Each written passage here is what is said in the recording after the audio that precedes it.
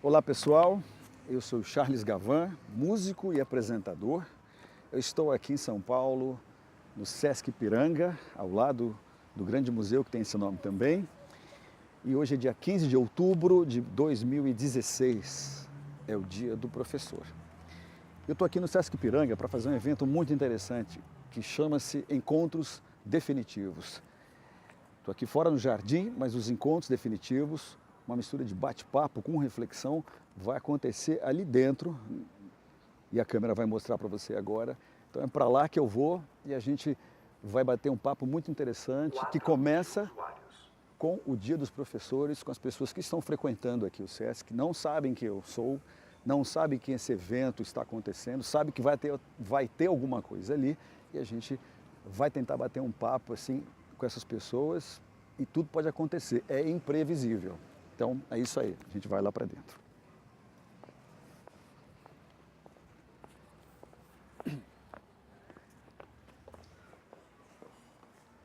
Como vocês podem ver, aqui dentro é um lugar de leitura, de calma, de silêncio, de reflexão.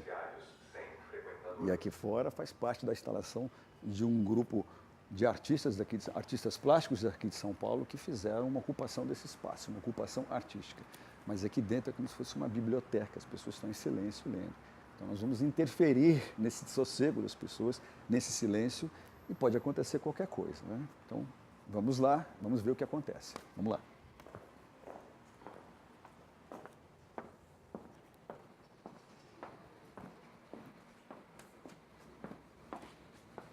Boa noite todo mundo. Boa noite. Então, esses aqui são os encontros definitivos que acontecem nesse espaço aqui de sossego, de leitura, aqui do Sesc Ipiranga. É uma ocupação de artistas plásticos aqui de São Paulo, desse espaço, que propõe esse tipo de situação inusitada. Vocês vieram aqui, não sabiam o que encontrar, que iam me encontrar, nem encontrar pessoa alguma, mas cá estamos e teremos um evento para a televisão do Sesc. A gente está gravando um programa que vai ser exibido na TV Sesc. Então, todo mundo está convidado a participar, e quem não quiser participar pode ficar em silêncio, pode ir embora, pode permanecer. É um evento extremamente, absolutamente democrático. Tá? Eu queria só dizer para vocês o seguinte, provavelmente vocês não conhecem a minha cara, mas assim, as músicas que eu gravei ao longo da minha carreira, vocês conhecem. Tá? Vou dizer o nome de algumas das músicas que eu gravei enquanto fui membro de uma das bandas mais importantes do rock brasileiro, da década de 80. Nós gravamos Sonífera Ilha, Marvin, Go Back, Homem Primata, Bichos Escrotos, Polícia, e por aí vai. Vocês conhecem algumas dessas músicas, já ouviram falar? Acredito que sim, né? Que bom. Mas pode ser que tenha alguém que nunca ouviu falar disso, né? Algumas dessas músicas que eu falei, gente, elas foram gravadas num disco de 1986, chamado Cabeça Dinossauro, 30 anos atrás, e que acabou se tornando um clássico do rock. Esse sou eu, meu nome é Charles, eu sou músico e apresentador. Hoje em dia eu tenho um programa no Canal Brasil, não confunda com TV Brasil. Canal Brasil. Eu apresento um programa no Canal Brasil chamado Som do Vinil há 10 anos. Então, esse sou eu. E sejam todos bem-vindos aos encontros definitivos aqui no Sesc Ipiranga, tá? Palmas, você entendeu, né? Boa. Palmas, por favor. Engraçado como as crianças entendem mais rápido que os adultos, né? Certo tipo, é verdade, eles entendem rapidamente e respondem, né? A gente fica meio constrangido, sem saber o que fazer. Mas queria dizer o seguinte, hoje é um dia muito especial. Quando pensei sobre o que falar, eu vim aqui para falar, eu fui contratado pelo Sesc para falar. E quando pensei sobre o que falar, eu vi logo ontem, quando eu estava vindo para São Paulo, sou daqui da Vila Mariana, bairro aqui perto, frequentei Ipiranga toda a minha infância, frequentei o Museu de Ipiranga, o Parque do Ipiranga, o Museu de Bichos Empalhados que tem ali atrás, na Avenida Nazaré. Né? Oi? Não sabia? Mas tem um museu ali. Mas tem. Já foi nesse museu? Mas tem. Oi? Faz uns 45 anos. Faz muito tempo que eu ia, que eu era do seu tamanho. Tinha, né? Tinha um monte de bicho empalhado, não sei se tem mais hoje. Bem, tem ainda? Mas, gente, hoje, ó, vocês também, vocês pequenininhos que estão aqui, ó, hoje é dia do professor. Hoje é dia do professor. Hoje é 15 de outubro de 2016, é dia do professor. Tá? Então, espera que cada um já vai falar o que acha disso. Tá? Por hora, eu queria fazer a seguinte pergunta para vocês, e nós temos uma professora aqui presente, felizmente, é a Maria, que está ali, e já vou convidá-la para falar, mas hoje é o dia do professor. E a pergunta que eu queria falar, a pergunta que eu queria lançar nesse bate-papo é: existe alguém mais importante na nossa vida, no nosso dia a dia, depois da família, vai, depois de mãe, pai, irmão, isso tudo, amigos, existe alguém mais importante que o professor? Existe? Existe. Se alguém acha que existe, fale agora. Eu tenho meu cachorro. Seu cachorro é mais importante que o professor. Tá bom, um voto para o seu cachorro. Mas cachorro não é gente, hein? Tem cachorro que acha que é gente.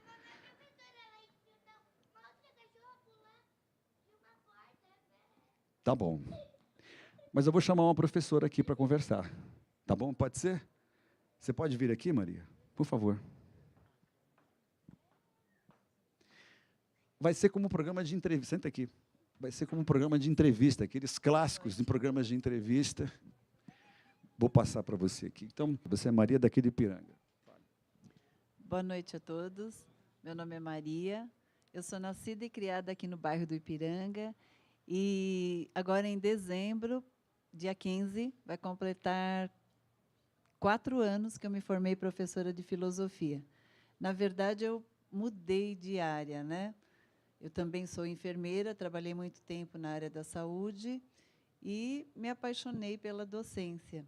Já há 5 anos que eu leciono na rede estadual, porque quando eu estava iniciando o último ano do curso da universidade, no curso de filosofia, eu prestei o concurso e entrei. Então, eu já saí da faculdade lecionando na rede pública, rede estadual. Onde você leciona? Atualmente, a minha sede é a Escola Estadual Antônio Alcântara Machado, aqui na Avenida do Cursino, onde eu lecionei até abril do ano passado, no período noturno. O Grande Alcântara Machado. Alcântara Machado, Grande Alcântara. Então, lá, eu administrava aula para o EJA, que é um curso de educação de jovens e adultos, um supletivo, que a gente administra para quem já está além da idade do ensino médio. Então, em vez de fazer o ensino médio em 3 anos, eles cursam o ensino médio, estou um pouco nervosa, nunca falei em microfone, em 1 ano e meio. E também administro aula para o curso regular de adolescentes. Aí faz 1 ano e meio, minha sede continua sendo Alcântara, que eu estou numa escola que tem inclusão. É a Escola Estadual Professor Roldão Lopes de Barros, aqui na Vila Mariana, uma escola tradicional, grande professor Roldão também. Lá também eu dou aula de filosofia para o EJA e para o curso regular de adolescentes. E sou apaixonada pela docência. Com toda a dificuldade que tem o ensino, eu amo administrar aula. Bom, a gente deu sorte, né? Porque temos o objeto do nosso bate-papo aqui hoje é o que você faz, né? Me corrija se eu estiver errado, você que é professora, tá? Se professor é aquele que ensina, se professor é o mestre, então a gente pode entender que professor também não é necessariamente sempre aquele que está numa sala de aula ou em algum curso ou alguma universidade. Se é aquele que ensina alguma coisa, que sabe muito de um assunto, a gente pode entender que essa pessoa também pode ser uma professora, um professor, né? Pensando nisso, eu trouxe para cá uma notícia recente que está dando o que falar. E trouxe essa notícia porque considero esse cara aqui, que foi agraciado com o Prêmio Nobel de Literatura, talvez um dos maiores mestres da nossa geração, da era moderna, que é o Bob Dylan. Ele ganhou o prêmio de literatura, né? Acho que todo mundo está sabendo disso, né? Que Bob Dylan foi agraciado com o prêmio de literatura. É uma situação muito diferente, muito incomum, um músico, um compositor, que é considerado poeta, ganhar esse prêmio. Então, vou perguntar para vocês, e já que a Maria está aqui, vou perguntar o que ela acha disso, pediria que a resposta seja concisa para que eu possa falar com mais pessoas. Assim. A gente tem até 9 e pouco, só para vocês saberem, tá? O programa é curto. Então, Maria, você que é professora de filosofia e sociologia, o que você achou dessa premiação que Bob Dylan ganhou? Prêmio Nobel de Literatura de 2016, pela sua contribuição à cultura pop e à canção pop norte-americana. Então, eu acho que existem várias formas de expressão, mas eu considero que a arte é uma das formas de expressão também. E eu acho que deve ser valorizada muito, sobre todos os aspectos. As pessoas também se expressam através da arte. E que bom que ele ganhou esse prêmio. Eu acho que foi muito merecido e, enfim, a arte, falando de arte, temos a educação artística, que eles estão querendo tirar do a gente vai falar do currículo, né? Que pena que educação artística, educação física, sociologia e filosofia, que é a minha disciplina, isso é lamentável. Eu estou assim horrorizada com isso. Como que pode ter chegado nesse ponto de querer tirar disciplinas tão importantes das escolas? Porque a filosofia, inclusive, é que ajuda o aluno a raciocinar, a pensar, a questionar, a não aceitar as coisas que nos vêm pronta, né? Então, eu acho que temos que trabalhar no sentido de que essa barbaridade não ocorra. É lamentável isso, lamentável. Tanta coisa importante para se fazer. E ainda eu ouvi, eu vou falar rapidinho, esses dias antes da eleição, a nossa Marta Suplicy, quando foi perguntado a ela sobre isso, eu nem sabia que ela estava envolvida nesse projeto de tirar essas disciplinas do currículo da escola. Ela disse assim: acontece que forma-se pessoas do ensino médio analfabetas, então algo precisa ser feito. E eu fiquei extremamente desapontada, porque não é tirando disciplina do currículo que vai melhorar a situação. A escola precisa de muitas outras coisas. Nós, professores, muitas vezes, não temos recurso em sala de aula para administrar aula. A gente tem que ter muita criatividade com o que temos. Então, na concepção dela, ela acha que, tirando disciplinas tão importantes, educação física, por exemplo, que o jovem tem contato com o esporte através da escola, da rede pública, os jovens carentes, né? Então, como que vai retirar uma... Tem aí as Olimpíadas, as Parasolimpíadas, muita gente começou lá na escola, tendo contato com isso. Eu não tenho nem o que dizer. Eu acho que a gente tem que se unir, a população mesmo, e fazer uma manifestação para que isso não ocorra, porque é lamentável.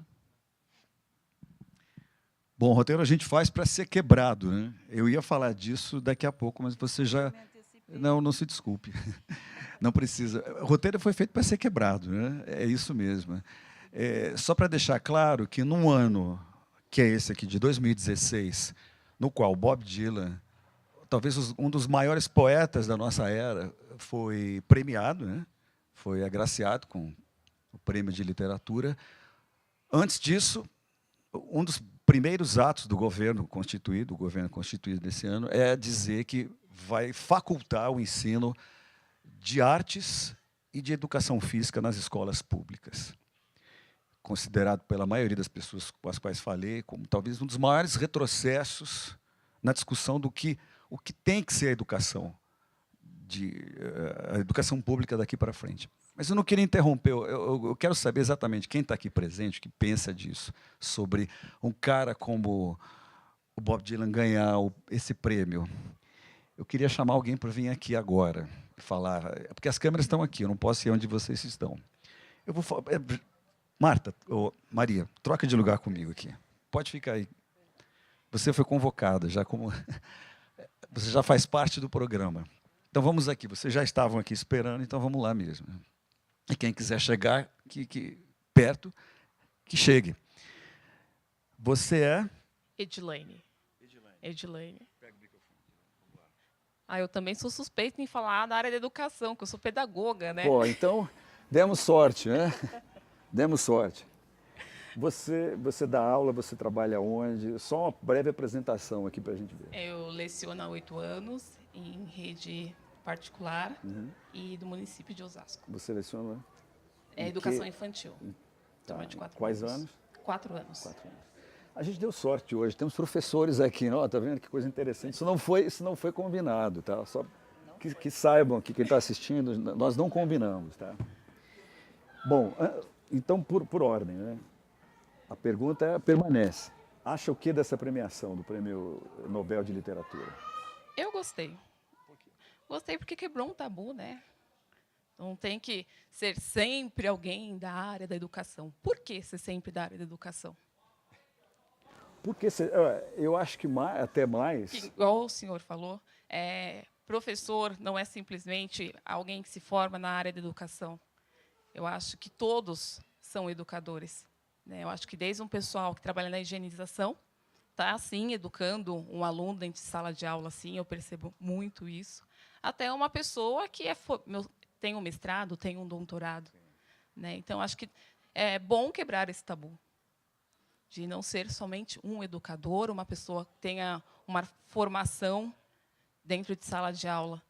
Não, eu penso dessa forma, que eu acho que não precisa ser um professor ou um educador, e sim pode quebrar esse tabu, que eu acho que todas as pessoas estão educando, né, uma criança, como eu trabalho na educação infantil, todos estão educando, todos têm oportunidade, sim, de estar participando da área da educação.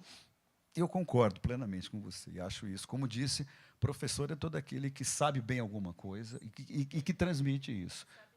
Que sabe transmitir, exatamente, precisa saber, né? Não necessariamente precisa estar num espaço que foi feito para aquilo, ele pode estar em qualquer espaço, né? E assim sendo, né, como você disse, qualquer um de nós, qualquer pessoa, em qualquer nível, pode ser mestre ou, em qualquer coisa, né? Você quer participar? Você quer só ficar aí? Tá bom. Mas você é observadora, você é quem? Eu sou Elaine. Eu trabalho com atendimento ao público. Isso.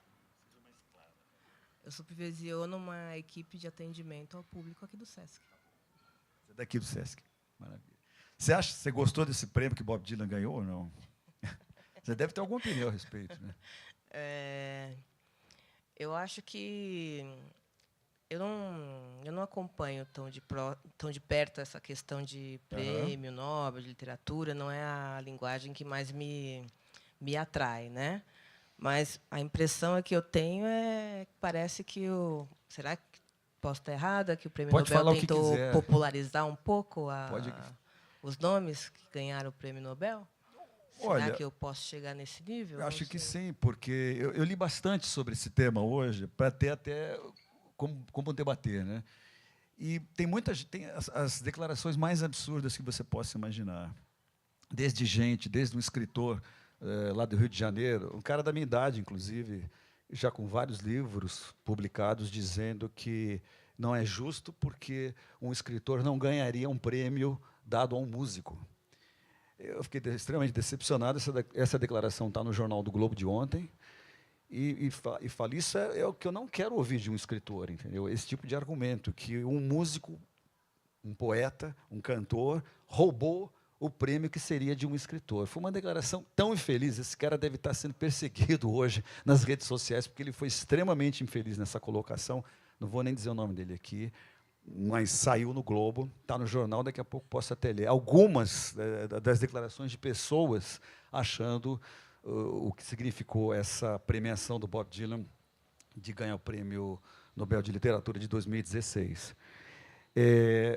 Só para vocês saberem, eu fiz um pequeno resumo, né, mas aí deve ter muita gente se perguntando, bom, conheço o Bob Dylan, mas dá para dizer mais alguma coisa sobre ele? Dá.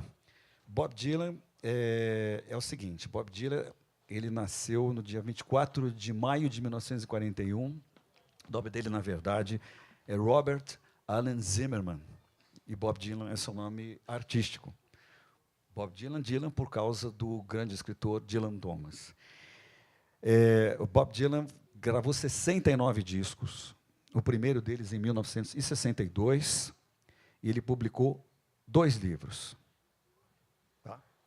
ou seja, ele é um dos grandes mestres. Eu sou de 1960, tenho 56 anos. Então, é um dos grandes mestres da nossa geração, né? Da cultura e da contracultura. E o prêmio é por isso, né? Também por isso. E me lembrei de uma outra coisa. Então, tem gente falando absurdos na internet, que isso é uma loucura. Aí pensei, toda vez que a música pop avança numa outra área, tem gente que se incomoda. Por que será, né, Maria? Exatamente. Interessante porque me lembro que eu era garoto ainda, quando os Beatles chegaram com o Sgt. Peppers, e eu fui saber disso muitos anos depois, mas muita gente ficou incomodada com isso, pelo fato de que a esse disco dos Beatles foi atribuído o status de arte. E muita gente dizia, como é que é possível um disco de música pop, popular, ser arte? Né? Então, isso provocou uma tremenda discussão. Ou seja, cada vez que alguém do universo popular vai para uma área diferente da sua, assume uma postura política, vai à África lutar contra as guerras civis e a miséria, assim, tem sempre gente para falar mal de quando alguém desse universo popular faz isso. Quando Sting veio para o Brasil, há muitos anos atrás, e abraçou a causa dos índios na Amazônia, ele foi duramente criticado. Duramente criticado, disseram que ele estava tentando se aproveitar. Lembra disso? Sim. Sting aqui na Amazônia. Uhum. E Bono, do U2, fez várias ações políticas, foi sempre criticado pela imprensa britânica e sempre foi visto como um cara que se aproveitava disso para se autopromover, coisas desse tipo. Só para lembrar que toda vez que alguém rompe essa barreira, que sai do que se entende por cultura pop, várias pessoas se incomodam. Né? Por que será, né?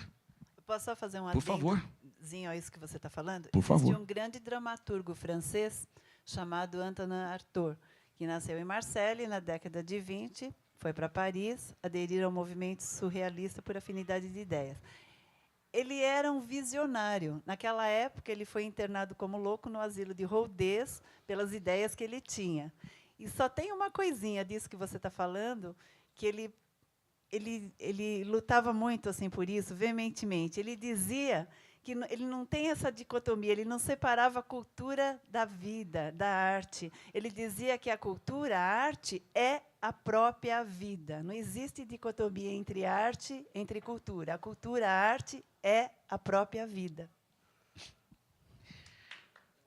Por favor, por favor. Por favor. Isso ajuda, viu? Sabe que a gente... É engraçado, né? Porque eu estava conversando com alguns amigos meus que estudaram nos Estados Unidos, assim, e eles chamaram a atenção para uma coisa muito interessante. Nas escolas públicas, voltando para a questão do ensino público, de novo, não tem uma matéria chamada oratória. Não tem. Oratória é capacidade, habilidade de falar em público, que é o que estamos fazendo aqui. Né? Isso, nos Estados Unidos, é algo extremamente importante, que nós, no Brasil, aqui, não damos bola muito para isso. Eu acho isso um grande erro, porque faz parte da vida hoje falar em público, saber se expor. Né?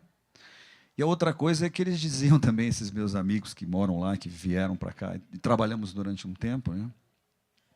Eles diziam o seguinte: vocês não elogiam muito, né? Tem uma coisa estranha no Brasil, as pessoas têm uma fobia do elogio, de elogiar o trabalho bem feito de outros, ou até de aplaudir. Né? Então, isso no trabalho é muito importante, né? Elogio, aplauso. Então, aplauso é uma coisa boa, é energia boa, ajuda quem está falando, né? Mas as pessoas hesitam em aplaudir, não é só aqui não, nessa situação, em várias. Né? Há um constrangimento, às vezes, desse tipo de coisa, não sei porquê. Mas queria perguntar o seguinte, queria que alguém mais participasse. Tá? Eu não posso, aí, que não tem luz, aí as câmeras não vão chegar até aí, eu vou ter que pegar alguém e trazer para cá. Vai na marra. Bom, vai na marra? Não temos voluntários aqui? Você falou, venha, por favor. Não? Não quer? Então vem. A câmera não morde. Você é? Eu sou o Marcelo. Pega aí, Marcelo. Bom, eu sou o Marcelo, só para falar em cima da professora aí, tá? Eu sou funcionário público, sou militar aposentado. Tá? E o que me deixa indignado é o seguinte: da mesma forma que a senhora fala que o Michel Temer está como presidente, esse governo aí que foi, não sei de que forma que esse governo ele foi eleito, tá, por 60 e poucos senadores, tá, de uma forma ilegítima. E agora vem com esse negócio de querer engessar o ensino mais do que o Estado de São Paulo já está. Tá? Porque quem criou esse negócio de aprovação automática, isso foi criado acho que há uns 20 anos aqui pelo governo do PSDB. Tá? Independente, eu não tenho partido, não tenho nada. Só que, é assim, eu fico indignado com o que fazem com o ensino no Brasil. Tá? E a senhora falando como professora, parece que as coisas não mudam. Porque a mesma pessoa que foi eleita aqui agora no município é uma pessoa que faz parte desse mesmo sistema. Entendeu? Como a senhora falou da Marta e tal. Então, assim, o ensino no Brasil ele é uma coisa que acho que você faz de uma forma com que a pessoa fique engessada e fique à mercê do governo. Temos uma pedagoga aqui que também pode opinar bem, né? Desculpe, esqueci seu nome de novo. Edilane, tá bom. É uma boa questão essa, entendeu? Porque eu não queria politizar, mas é impossível não politizar, né? Qualquer conversa. Né? Estamos num momento muito polarizado, né? E eu acho que a gente tem que aprender, de uma vez por todas, a conviver com as diferentes opiniões, entendeu? E acho que, a essa altura, é difícil alguém que esteja totalmente certo e alguém que esteja totalmente errado. Né? Está tudo tão misturado, tudo tão confuso. Eu sou daqui de São Paulo, mas eu moro no Rio de Janeiro. E acompanhei as eleições no Rio de Janeiro. Eu voto aqui em São Paulo, mas moro lá. O debate lá é uma loucura. Aqui, eu vi os debates daqui e achei, bom, pelo menos eu vejo um debate, você identifica fulano, ciclano. No Rio de Janeiro, eu achei uma loucura o que eu vi ali. Né? E fomos para o segundo turno, e aqui não. Né? Então, acho bom que a gente conviva com as nossas diferentes opiniões e sempre reconhecendo que o que Maria falou, acho que isso é unânime em todo mundo, entender que os professores que se prestam a trabalhar nas condições oferecidas por qualquer estado da federação são verdadeiros heróis. Esses são os verdadeiros heróis. Né? Você, Edilene e outros tantos. E outros tantos que eu sou de escola pública. Eu estudei em escola pública. Eu comecei aqui na Vila Mariana, depois fui lá, perto de Jabaquara, os melhores colégios dos anos 70, tive que fazer exame para entrar nesse colégio, chama-se Vilalva Júnior, é um dos melhores colégios da minha época, tá? E fui muito feliz na minha formação com os professores que sou amigo até hoje. Tá? Depois disso, começou uma destruição do ensino público, que a sociedade brasileira até hoje não foi capaz, todos nós, civis, todos nós, não fomos capazes de reconstruir o ensino público, né? Que está numa situação muito preocupante, muito preocupante. Acho que a gente vai chegar aí no final desse papo. Mas, por hora, desculpe, eu queria só voltar também, esse roteiro eu trabalhei duro, eu quero fazer ele valer aqui. Eu trabalhei duro para chegar aqui, não foi fácil. Vamos voltar para a música, porque a música é bom falar, sábado de noite, né? Também se a gente carregar num discurso, a gente vai ficar triste, vai sair daqui baixo astral, que não está fácil para ninguém. É ou não é? Oi? Não vou cantar. Eu sou baterista, não sou cantor. É? Você toca bateria também? A sua vizinha gosta quando você toca bateria? Ninguém reclama lá? Todo mundo. Não tem vizinho. Você mora... toca aula de música. Ó, então, já vamos chegar aí onde você está. Aula de música. É isso que eu acho que tem que ser. O final do meu bate-papo é exatamente isso. Aula de música.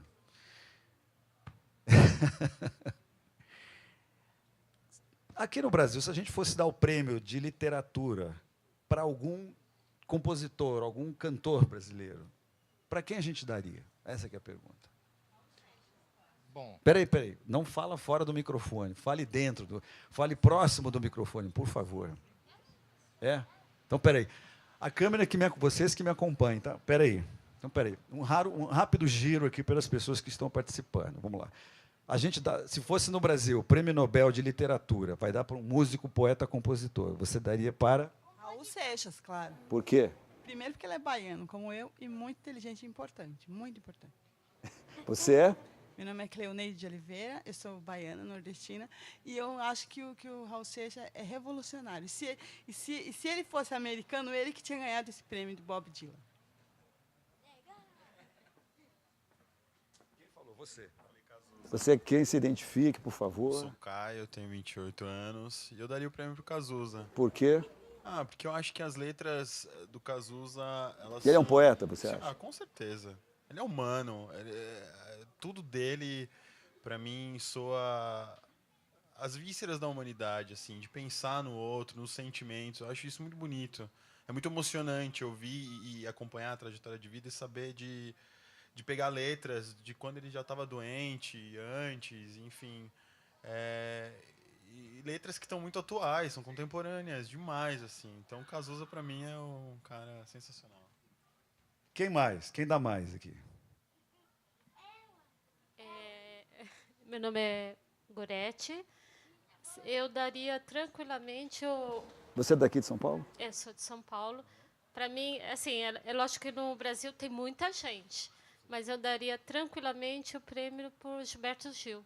Domingo no Parque e Construção. Vocês concordam? Eu concordo, né? Concordam com Gilberto Gil? Concordam com Cazuza? Com Raul também? Você daria para quem? Para quem você daria o prêmio Nobel de Literatura? Já temos Cazuza, Raul Seixas e Gilberto Gil. Você daria? Me dá um minuto, eu quero achar uma mulher. Peraí. Mas tem que ser, olha, você tem que ser autor. A Elis Regina era uma grande intérprete. É fácil, tem uma aqui na ponta da língua. Cara, é isso, tem muita gente. Eu vou falar Milton Nascimento.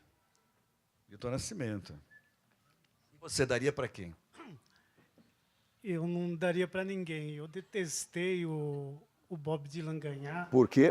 Finalmente temos uma discordância aqui. Vamos lá, por quê? Eu não conheço a obra dele, mas acho que como prêmio de literatura ficou muito, muito fraco. Por quê? Porque eu não conheço a literatura dele, mas nunca vi algo de relevante em termos de literatura para ele ganhar. Dele? Dele. Mas você não conhece? Dele. Não conheço. Mas eu nunca vi ninguém... Mesmo assim você acha estranho dar para um músico um prêmio de literatura? Como literatura. Tá. Eu não acho denso o trabalho dele como literatura. Fiquei espantado mesmo, horrorizado. Temos uma discordância aqui, acho isso bom, porque, na minha opinião, toda discussão é válida, desde que as pessoas não passem de um ponto, né? Você quer falar? Vai lá. Você é quem? Se identifique. Eu sou Antônio. Daqui? São Paulo? Daqui de São Paulo. Na verdade, eu daria o prêmio para o Philip Roth, que é um grande escritor norte-americano, e ele é injustiçado todos os anos. Existe uma pecha com ele do movimento feminista. Eu não sou contrário ao movimento feminista, muito pelo contrário, mas eu acho que tem um certo exagero em algumas místicas que criaram em torno dele, plantadas por uma ex-mulher, inclusive. Ele é um escritor brilhante, uma resistência dentro da esquerda norte-americana. E acho que todo ano é muito injusto ele não receber o prêmio. Mas se fosse no Brasil, dele, eu achei muito interessante, sim, a premiação, porque eu acho que pela primeira vez a gente colocou, e eu acho isso histórico mesmo, a canção no lugar devido dela. A canção ela é sempre muito injustiçada, tanto pelos eruditos da música quanto pelos eruditos da literatura. O cancioneiro é não só o internacional, mas também o brasileiro. Eu acredito que é uma arte grandiosa e as pessoas precisam quebrar um pouco dos cânones para começarem a entender isso. Eu fiquei muito feliz. Eu sou uma pessoa da literatura e muita gente veio me perguntar. E eu falei, olha, eu achei brilhante a escolha. Eu acho muito significativa por isso. Eu daria sem dúvida para o Chico Buarque, porque daí eu acho que a gente casa um grande letrista, talvez um dos nossos maiores letristas, com um escritor brilhante. Inclusive, eu vou fazer uma propaganda. O Sesc Consolação estreou ontem, com direção do Roberto Alvim, Leite Derramado. É um espetáculo belíssimo, em cima da obra do Chico, uma das principais obras do Chico. É uma obra muito machadiana, resgata muito do Machado de Assis, conta a história de 500 anos do Brasil. Acho que vale muito que todo mundo vá assistir. Quem não conhece o Chico Buarque, escritor, é uma boa oportunidade. Maria daria para quem, Maria? Sem dúvida, Chico Buarque de Holanda, concordo com o colega. Ele disse tudo, eu assino embaixo. Chico Buarque de Holanda e, mais recente, Renato Russo. Eu fiz uma lista aqui, vou ler para vocês. Uma lista mais aberta, inclusive, assim, de nomes que provavelmente podem provocar alguma polêmica. Mas, partindo desse pressuposto do que você falou, que uma pessoa pode ser mestre da forma dela, ou de uma forma mais simples, menos acadêmica, eu pensei.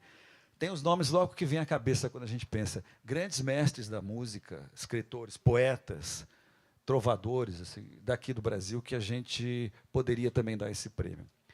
Vocês já falaram alguns aqui. Falou Gilberto Gil. Muita gente falou em Caetano Veloso. Que muita gente acha que o Caetano é o cara que mais se aproxima do Bob Dylan na música brasileira. Tá? Vocês falaram do Chico, mas também muita gente citou Paulinho da Viola numa pesquisa que aconteceu. Eu concordo plenamente. Eu citaria Tom Zé. Eu incluiria Tom Zé, acho um dos grandes poetas da música brasileira de todos os tempos. Tom Zé, que não é da geração do Bob Dylan. Tom Zé é mais velho. Tom Zé, só para você ter uma ideia, Tom Zé é de 1936. Ele vai fazer 80 anos. Ele fez 80 anos essa semana. Dia 11 de outubro, Tom Zé fez 80 anos. Tá? Tom Zé é de Irará, na Bahia, lá do seu estado. Zé Ramalho eu incluiria nesse grupo. E já que você não falou, eu vou falar. Rita Lee eu incluiria nesse grupo. Tá? Mas tem outros nomes, vou desfilar alguns, porque isso aqui também está muito concentrado na geração que nasceu na década de 40. Né? Você daria para alguém, Edilene? Eu estou pensando, aqui eu comentei com ela, eu falei assim, quem? Nesse primeiro momento não veio ninguém, né? Que eu acho que eu sou uma das mais novinhas aqui. Mas pode ser alguém jovem, de agora. Não precisa ser alguém de 70, 60 anos. Então, de agora tem que pensar. Então pensa aí que eu vou seguir com a minha lista, porque a gente está gravando e está registrando.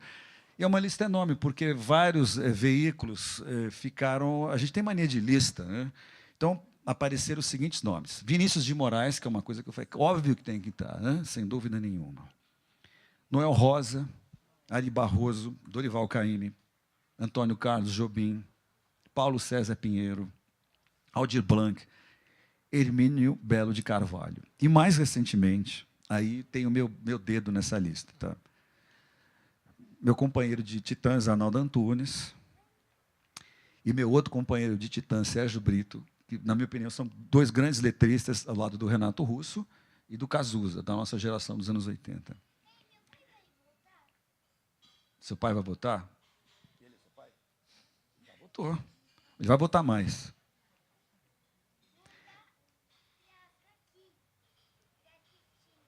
Ah, mas ele está bem aqui. Você não está gostando dele? Está sendo filmado. Ele vai aparecer na TV do Sesc. Então, você vai poder ver ele na TV do Sesc.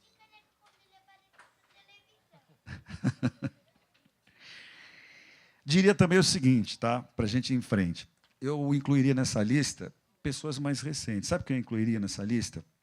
Eu incluiria José Miguel Wisnik, incluiria Luiz Tati, incluiria Mano Brown, incluiria Rapin Hood, incluiria Negra Lee, incluiria Marcelo D2, incluiria MV Bill, incluiria Criolo, e vou ler um trecho aqui de uma rapper, pensando nisso, em mestres, né? Mestres contemporâneos, né? O papo já mudou um pouco de direção.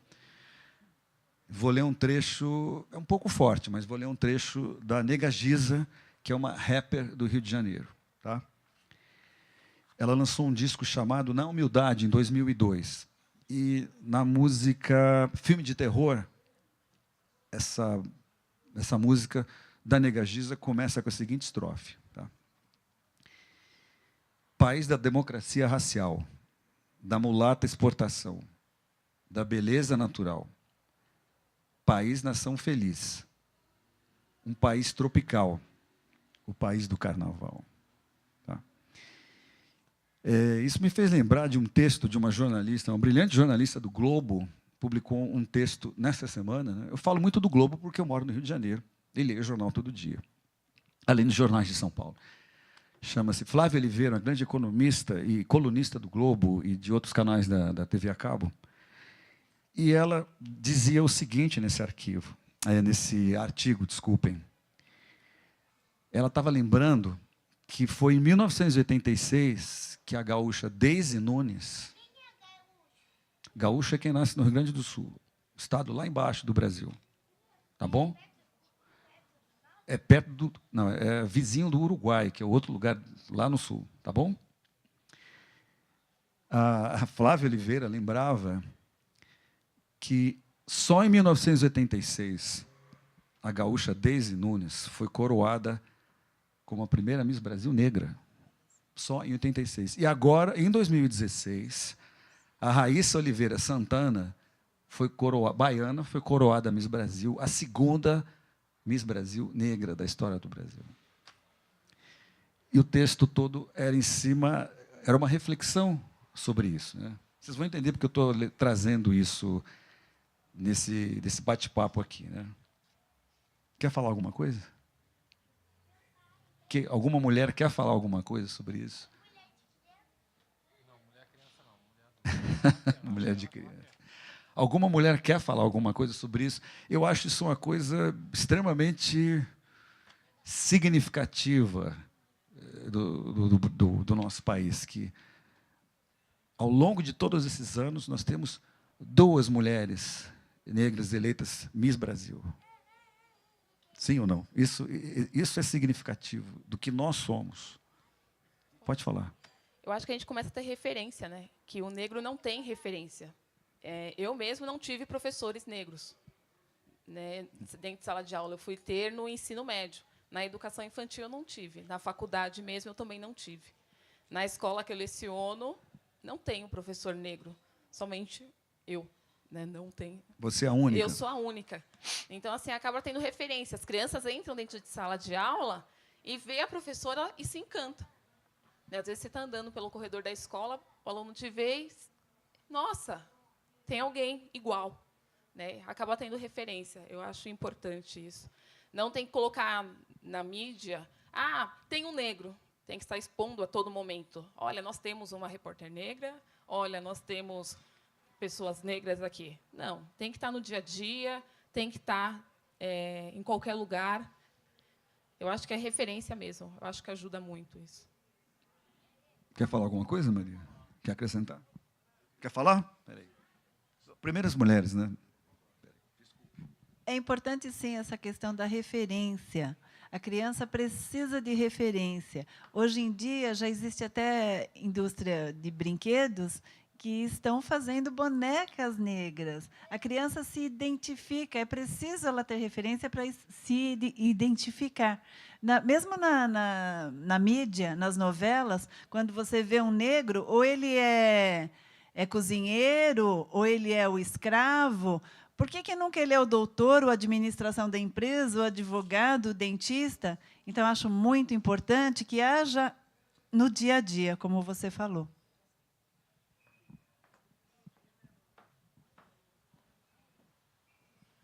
O que eu queria falar é que é muito louco isso, né? O Brasil tem 54% da população negra.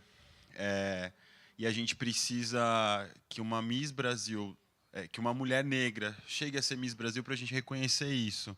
Porque a gente não consegue olhar para o nosso semelhante e ver que é parte da nossa raiz, que é parte da nossa vida. Assim, a gente esquece o passado que a gente teve, né?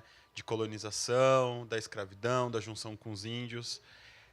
Isso é uma batalha que, infelizmente, a gente perde e ganha todos os dias.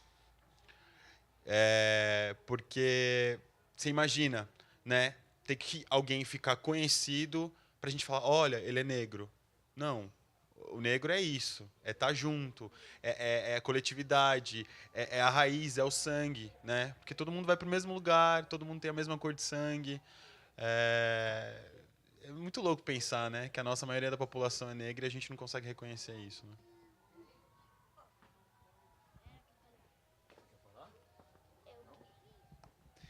A gente já tem quase que terminar agora, né?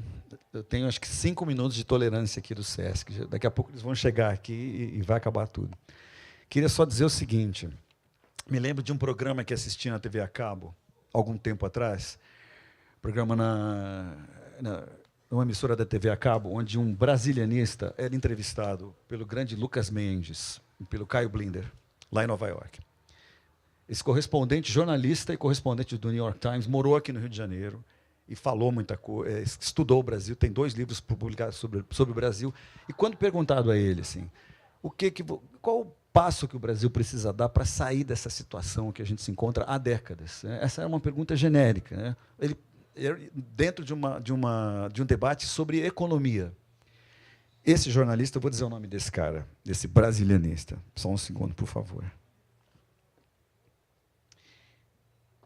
Esse cara vocês podem procurar na internet. Ele é o Larry Rotter, R-O-H-T-E-R, Rotter.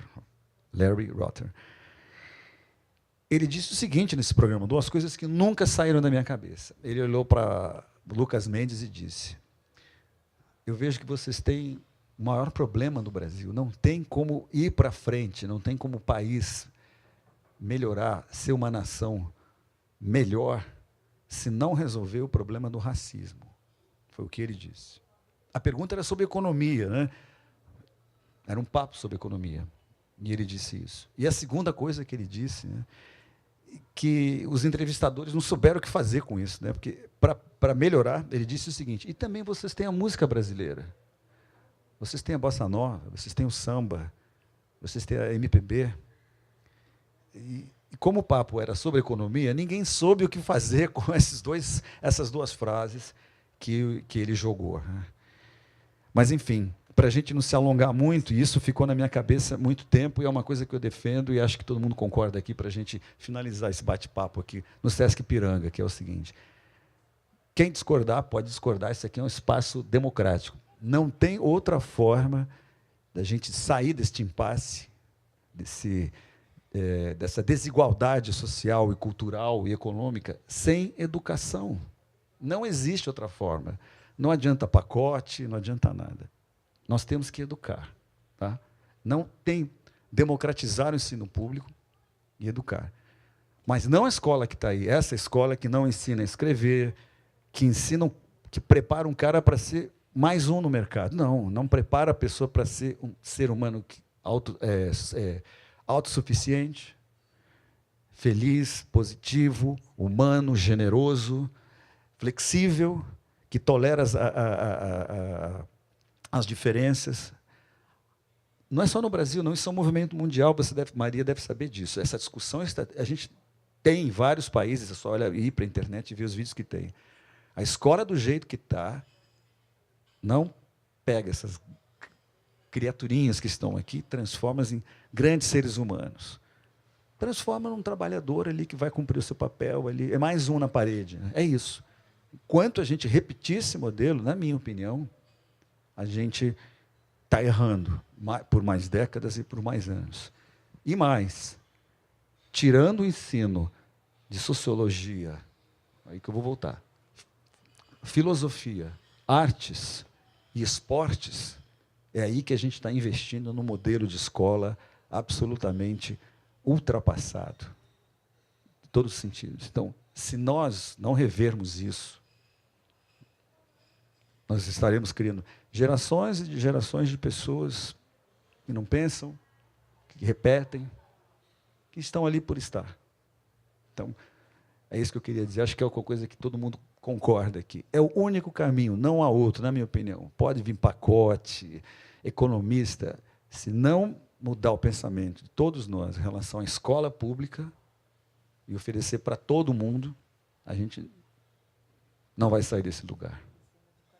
O ensino de qualidade, quero dizer, é esse, é o ensino que ele dá ferramentas para o teu filho, para o meu filho, para a minha filha, para a sua filha, de ser autônomo, de aprender a pensar, aprender a escrever e aprender a ler, antes de qualquer coisa, antes de aprender equações de matemática que ele nunca vai usar na vida. Tem que aprender a ver, a raciocinar, a entender, a ler, a escrever. É isso que eu acredito. E a escola, Uma das discussões que eu vi, preparando esse roteiro, era exatamente essa, era sobre o prêmio de literatura, e um dos escritores europeus concordava com o Bob Dylan, ganhando o prêmio, e dizia: a escola, no máximo, ensina a ler, mas não ensina ninguém a escrever. A escola não te ensina, não te capacita a você se expressar no papel, né? Ou no teclado do celular. Muito obrigado a vocês todos que estão aqui, Edilene, Marcelo, Maria, que acabou se tornando uma voluntária desse programa aqui, desses encontros definitivos, a quem está aqui assistindo ainda, nesse finalzinho, muito obrigado. Todo sábado, é isso? Todo sábado tem um encontro aqui definitivo, de surpresa. Divulguem, apareçam, e até lá. Até a próxima, né?